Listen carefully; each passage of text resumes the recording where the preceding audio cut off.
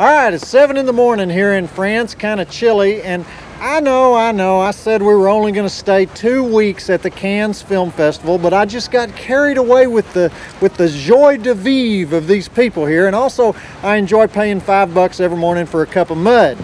Anyhow, we're going to watch Cherry 2000 in a minute, but first I wanted to show you a couple clips from a movie that's never been seen before in the United States. I've been walking all over this city trying to find movies suitable to buy for drive-in theater, and this may be one of the strangest ones I have ever seen. The movie is called America Exposed. It's by the same man who made Jabberwock, you remember that? And it's this guy who just goes all over the country with a camera taking stories out of the National Enquirer and trying to actually put them on film. So I want you to watch this. The guy claims this is all authentic stuff. He doesn't fake any of this stuff. And then write in and tell me if this is, well, if this is weird enough for this show.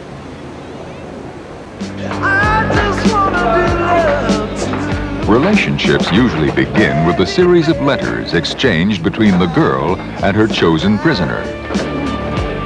If the attraction is mutual, a wedding ceremony is then scheduled. As it is here, in this case in Florida, at the Jackson County Correctional Facility, where 16-year-old Christine, who requested her full name not be disclosed, is about to marry Steve, a felon convicted on 9 counts of manslaughter and aggravated assault. I just wanna do love to you. Baby, I need you tonight. Dear Christine, take this man to be your lawful wedded husband. I do. Do you, Steve, take this woman to be your lawful wedded wife? Yeah. And by the power vested in me, I now pronounce you man and wife. Ring, please. And kiss the bride.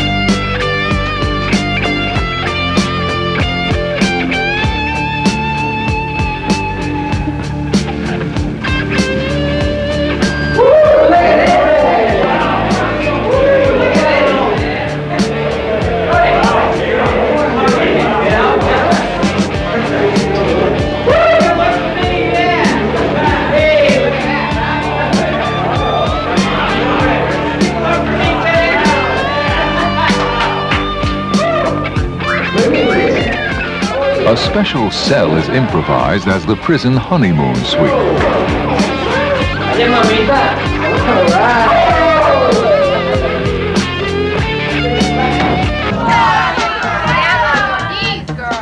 Total obedience and the willingness to undergo a little humiliation are just some of the requirements for acceptance into sorority Sigma Phi Alpha.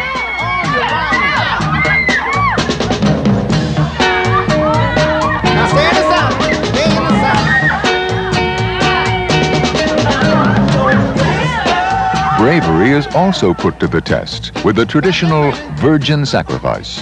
The girls are tied up and must suffer hungry stallions nibbling on their oats. God, that is powerful stuff. What do you think? See, they have got weird movies everywhere you go over here. People think it's all art films. Practically none of it's art films. This is the home of the drive-in movie. I'm thinking about moving here. They've got more sleaze over here than they've got in Texas. And also you get to meet personally the sick minds and find out just how weird that they are. I met this guy, the creator of America Exposed, and here's a little bit of what the guy had to say. Where do you find this stuff? Well, we keep a clipping file and in New York, and whenever something interesting crops up, you know, we tear it out and we follow up on it. Okay, well, let me know what you think about that, but right now we're going to watch Cherry 2000, the one that's like a cross between the Stepford Wives and Mad Max, with Melanie Griffith, Ben Johnson, and directed by my old Texas buddy, David Schmoller, a guy from the University of Texas Film School, who started out with The Seduction, that movie where Morgan Fairchild is stalked by Andrew Stevens and spends a lot of time in the hot tub. Great director. 28 Dead Bodies. I don't think we have a single naked breast in this one. Kind of disappointing there. A lot of stuff gets exploded in the desert. Great movie. I'll check with you after the show, and we'll have a little more patois on a cracker.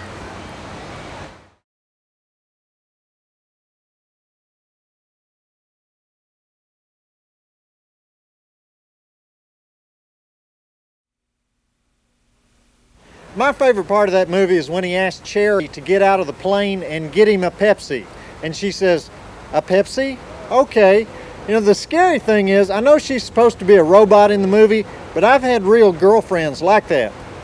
All right, next week, The Understudy, Graveyard Shift 2. It's a fairly decent vampire movie. And all right, we got enough time for a quick letter. This is from Derek Meineke of Old Saybrook, Connecticut. And he says, "Dear Joe Bob Briggs, I was wondering if you show any unrated versions of films, such as Reanimator or Hellbound Hellraiser 2, and why haven't you shown any of the Living Dead pictures, particularly Dawn of the Dead, which is a legend even in this age of horror. Yours in blood and guts, Derek Meineke." All right, Derek, now normally we do not show unrated films on the movie channel, even though Hellbound did get an R rating in the version that came out in the theaters. I'm working on the high sheriffs though, and I'm trying to get them to change that policy. And really, you don't want to get me started on that, because the whole world is getting crazy about the censorship of horror movies. Here in France, other European countries, you can't show diddly squat anymore because of these laws about violence. You can show naked breasts, you can't show violence. But if we did show unrated, Reanimator will definitely be one of the very first flicks that we show. And Frankenhooker is another one I'd like to see on the show. And then Dawn of the Dead, you're right, many people consider that the greatest horror flick ever made, and I would love to have it on the show, but all the rights, they tell me, are tied up. I will do what I can do, and we're working around the clock trying to get these drive-in classics onto the show, I promise you. If you've got some suggestions for us, or you want to get some free junk in the mail or my world-famous newsletter, then write in to the Movie Channel mailbox, P.O. Box 1264, Radio City Station, New York, New York 10101, and I will get back to you. So hang in there, au revoir, hasta la pasta, and always remember, the drive-in will never die. I got to get out of here.